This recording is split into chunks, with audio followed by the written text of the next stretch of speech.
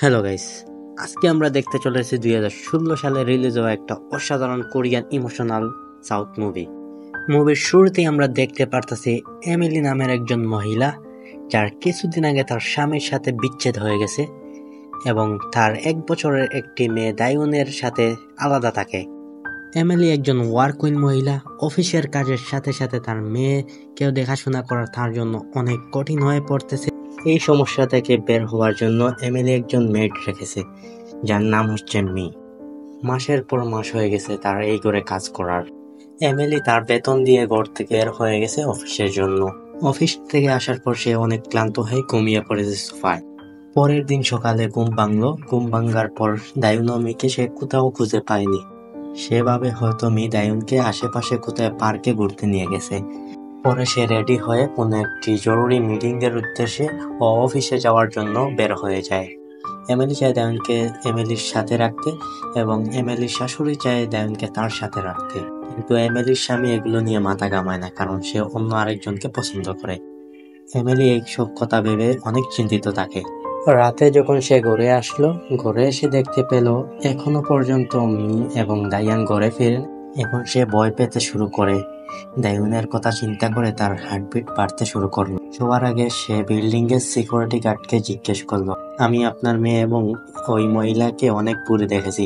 ওই মহিলাটার ব্যবহার আজকে অনেক পরিবর্তন দেখেছি। এরপর সে তার বিল্ডিং এর ফ্ল্যাট নম্বর 505 চলে গেল।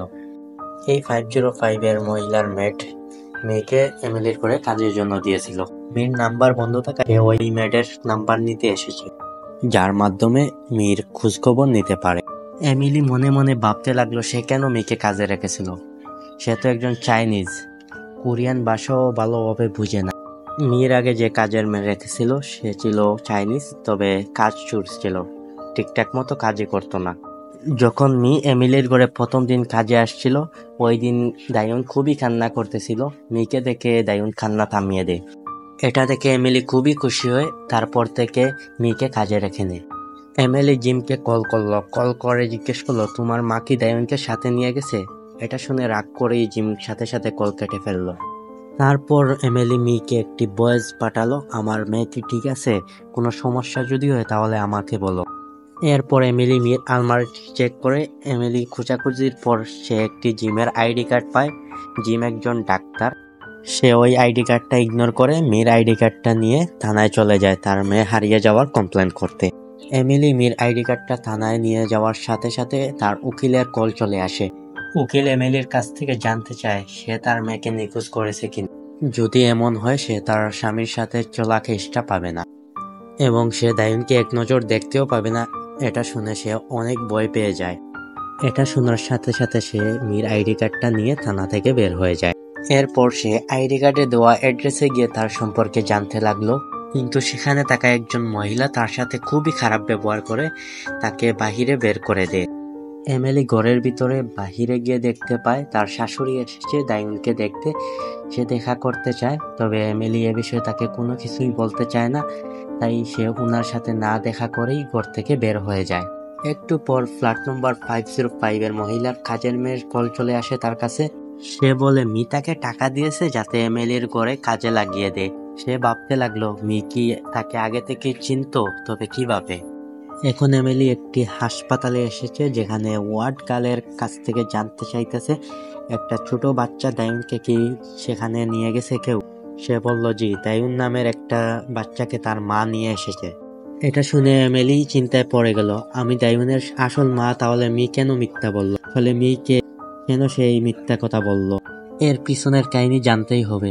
হাসপাতালের ওয়ার্ড গার্ল তাকে আরেকটি কথা বলে, মি সেখান থেকে যাওয়ার সময় 1 মাসের ঔষধ নিয়ে গেছে। আর মানুষ তখনই এরকম করে যখন সে অনেক দূরে সফর করতে যায়। আসলে মি দায়ুনকে নিয়ে গেল তো কোথায় গেল? এমিলি একথা চিন্তা করতে করতে আবারও খালি হাতে ঘরে ফিরে। একটু পর পার্ক নামের একজন মেয়ের খোঁজ নিতে এমিলির ঘরে এসেছে। মি তাকে নাকি প্রায় সময় টাকা দিত। এমিলি তাকে বলে মি এমিলির মেয়েকে নিয়ে কোথায় চলে গেছে। যদি তার সম্পর্কে তোমার কোনো কিছু জানা থাকে তাহলে আমাকে খুলে বলো। এবং সে নিজেকে সামলাতে পারেনি, কান্না করতেছে। সবকিছুর পর সে একজন মা। পার্ক তাকে নিয়ে একটি ম্যাসাজ সেন্টারে যায় যেখানে আগে কাজ করতো মি। তারা দুজনই মাসাজ পার্লারের মালিককে মির কথা জিজ্ঞেস করে। মাসাজ পার্লারের মালিক বলে, আমি তো নিজেই তো তাকে খুঁজতেছি, সে হঠাৎ একদিন কোথায় উধাও হয়ে গিয়েছে। এরপর থেকে তার কোনো খোঁজ খবর নাই। এমিলি উনাকে ফোন নাম্বার দিয়ে বলে মীর সম্পর্কে যে কোনো কিছু খবর পেলে তাকে সবার আগে জানাত। এরপর যখন সে মাসাজ পার্লার থেকে বের হয় তখন তার ফোনে আননোন নাম্বার থেকে একটি কল আসে। তার বলে, শান্ত হয়ে শোনো, তোমার মেয়ে আমাদের কাছে, তার কোনো কিছু হবে না যদি আমাদের কথা শুনো। তারপর তারা এমিলিকে দুটি শর্ত দেয়। প্রথম শর্ত, এমিলি পুলিশকে কোনো কিছু জানাবে না। দ্বিতীয় শর্ত, সে পার্কে এই কথা বলে যে তার মেয়ে এখন হাসপাতালে আছে, তাকে এই মুহূর্তেই যেতে হবে। এমিলি তাদের কথা মতো সবকিছু করে। এরপর তার ফোনে দায়ুন এবং মীর দুজনের কান্না শুনতে পায়। ভয় পেয়ে এমিলি ও কান্না শুরু করে দেয়। তার মনে হয় মিও ও দায়ুন কিডন্যাপ হয়ে গেছে। তাহলে কি সত্যি তারা কিডন্যাপ হয়ে, নাকি এর পিছনে কোনো কাহিনী রয়েছে? এখন কিডন্যাপার বলে, তোমার সামনে যে এটিএম বুথ রয়েছে সেখান থেকে $30,000 পাঠাও। এমিলি এই বুথে গিয়েছে এবং টাকা পাঠানোর জন্য চেষ্টা করতে লাগলো। তার বারবার ট্রানজাকশন ফেল দেখাইতেছে। কিডন্যাপার তাকে ভয় দেখাতে শুরু করলো। এমিলি বলে, আমার অ্যাকাউন্টে এই মুহূর্তে মাত্র $5,700 রয়েছে, আমি এত তাড়াতাড়ি টাকার ব্যবস্থা করতে পারবো না। কিডন্যাপার বলল, ঠিক আছে, তুমি এখন $5,700 পাঠাও। এবং তারা একটি অ্যাড্রেস পাঠালো। সে সাথে সাথে একটি ট্যাক্সি নিয়ে ওই অ্যাড্রেসে চলে যায়। ওই অ্যাড্রেসের সম্পর্কে পুলিশকেও কল দিয়ে বলে। এখন সে ওই অ্যাড্রেসে পৌঁছে দায়ুনকে খুঁজতে লাগে, কিন্তু কোথাও খুঁজে পায়নি। এরপর এই সামনের ব্যাগে তার মেয়ের কিছু খেলনা দেখতে পায়। ওই খেলনাগুলো দেখে তার অনেক ভয় লাগতেছিল। এগুলো দেখে কতটুকু আফসোস হচ্ছে তার, সেটা একজন মাই বুঝতে পারবে, এছাড়া আর কেউ বুঝতে পারবে না। এখন সে 1 মিনিট নষ্ট না করে থানায় সে যায় হারিয়ে যাওয়ার কমপ্লেন করতে। পুলিশ তাকে বলল, দায়ুন নিখোঁজ হওয়ার তো আজকে 2 দিন হয়ে গেল, তাহলে আপনি আজকে কেন আসলেন কমপ্লেন করতে? এরপর কিডন্যাপারের অ্যাকাউন্ট নাম্বার নিয়ে সকল ডিটেলস জানতে পারলো এটা একটি স্ক্যাম। কিন্তু আমি আমার মেয়ের আওয়াজ কানে শুনেছি। স্ক্যামারদের এইটাই তো কাজ, মানুষকে বোকা বানিয়ে তাদের কাছ থেকে টাকা আদায় করা। এমিলি পুলিশকে বলল, যদি দায়ুন এবং মি কিডন্যাপ হয়ে না থাকে তাহলে তারা কোথায়? এখন পুলিশকে তাদের খোঁজার জন্য অনুরোধ করতে লাগলো। পুলিশ ওর কাছ থেকে মির ফটো চাইলো, কিন্তু তার কাছে মির কোনো ফটো নেই। ওই সময়ই এমিলির শাশুড়ি ওখানে চলে আসে। আসতেই এমিলিকে মারতে শুরু করে। এরপর তার উপর দোষ দিতে শুরু করে, তুমি দায়ুনকে কোথায় লুকিয়ে রেখেছো, তাই না? পুলিশ ওনাকে অনেক চেষ্টা করে শান্ত করেছে। এখন দেখতে পারতেছে এমিলির উকিল ওর সাথে দেখা করতে এসেছে। সে এমিলিকে বলে, তুমি যদি সত্যি দায়ুনকে লুকিয়ে রেখে থাকো তাহলে আমাকে সবকিছু খুলে বলো, কারণ কিছুদিনের মধ্যে আদালতের পক্ষ থেকে রিপোর্ট আসবে। আর এই সময় খুবই খারাপ। এমিলি বলল, আমি নয়, নেনি আমার বাচ্চাকে কিডন্যাপ করেছে। তবে উকিল তার কথা বিশ্বাস করতে চায় না। এই দেখে এমিলি ওয়াশরুমের যাওয়ার বাহানা দিয়ে ওখান থেকে চলে আসে।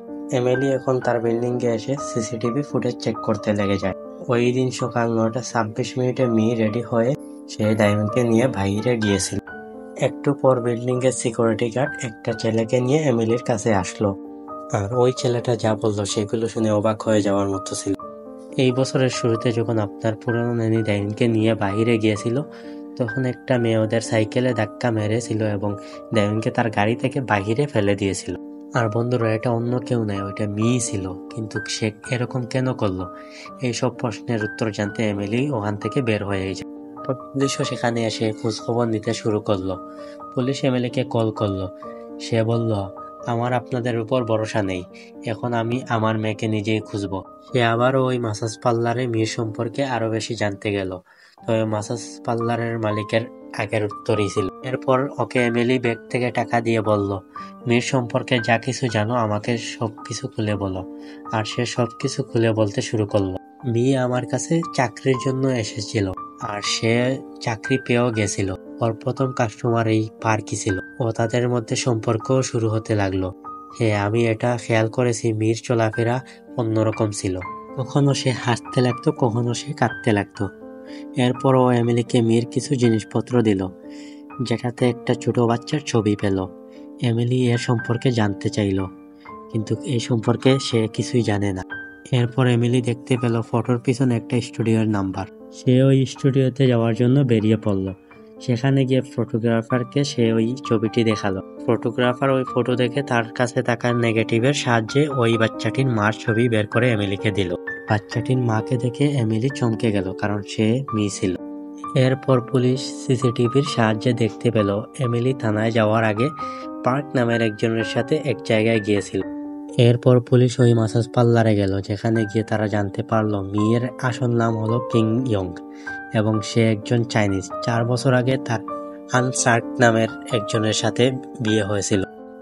পুলিশ অফিসাররা ইনভেস্টিগেশনের মাধ্যমে আরও জানার চেষ্টা করতেছিল। তখন তাদের কাছে কল আসলো এমিলি মেয়ের পুরনো ঘরের বাইরে দাঁড়িয়ে রয়েছে। আর কি, পুলিশ বিনা সময় নষ্ট করে এমিলিকে গ্রেফতার করার জন্য বের হয়ে গেল। এখানে এমিলি বাইরে দাঁড়িয়ে মেয়ের নাম ডাকতেছে। এটা শুনে নির্জুক নামের একজন মানুষ সেখানে আসলো এবং সে বলল মি তার শাশুড়ি ও স্বামীর সাথে এখানে থাকতো। তারা দুজনেই মিলে মিকে অনেক মারামারি করত আর তার মেয়েকে তার থেকে আলাদা করে দিছে। মি আর সেটা সহ্য করতে পারেনি, তাই তার মেয়েকে নিয়ে এখান থেকে চলে যায়। জিন খুবই অসুস্থ থাকতো, তার হার্টের রোগ ছিল। ওই দিন এরপর থেকে মিকে সেখানে দেখা যায়নি। এরপর নির্জুকের বউ মেয়ের একটি ছবি দেখায়, যেটা একটা হাসপাতালে তোলা হয়েছিল। এর মধ্যে পুলিশ সেখানে পৌঁছে গেছে। এমিলি তার ফোন দিয়ে ওই ফটো তুলিয়ে পালিয়ে যাওয়ার চেষ্টা করে, কিন্তু পুলিশ তাকে ধরে ফেলে। এখন এমিলি থানায় রয়েছে, এখানে বসে সে ওই ছবিকে দেখতেছে। 1 মিনিটে তার চেহারার রং বদলে গেছে, যেমন তাকে কেউ ভয় দেখিয়েছে। এরপর সে পুলিশকে হাত জোর করে বলে তাকে গাংনাম হসপিটালে নিয়ে যাওয়ার জন্য। তারপর তার স্বামী জিমকে কল করে জিজ্ঞেস করতেছে তার মেয়ের সাথে কিসের সম্পর্ক রয়েছে। মনে আছে বন্ধুরা, আমরা মুভির শুরুতে দেখেছিলাম আমরা মেয়ের আলমারি খোঁজাখুঁজির সময় জিমের একটি আইডি কার্ড পেয়েছিলাম এবং জিম গাংনাম হসপিটালে কাজ করে। এমিলির সন্দেহ হয় তার এক্স হাজব্যান্ড এবং মি দুজনেই এসব করতেছে না। তো এখন পুলিশ এমিলিকে নিয়ে ওই গাংনাম হসপিটালের উদ্দেশ্যে রওনা দেয়। রাস্তায় একজন পুলিশ অফিসার আরেকজনকে বলে মেয়ের লিভার চেঞ্জ করা খুবই জরুরি, না হলে সে বাঁচবে না। তারপর তার সন্দেহ হয় মেয়ে এবং এমিলির মেয়ের বয়স তো সেম, সে তার মেয়েকে বাঁচানোর জন্য দায়ুনকে কিডন্যাপ করে নিত। এটা শুনে এমিলি অনেক ভয় পেয়ে গেছে। হাসপাতালে গিয়ে তার দেখা হয় এখন সিনিয়র নার্সের সাথে। সে মেয়ের সম্পর্কে যেগুলো বলেছে সেগুলো শুনে চমকে যাওয়ার মতো ছিল। 1 বছর আগে তার মেয়েকে নিয়ে ওই হাসপাতালে ভর্তি করেছিল। তার কাছে টাকা না থাকায় সে হাসপাতালের বিল দিতে পারেনি।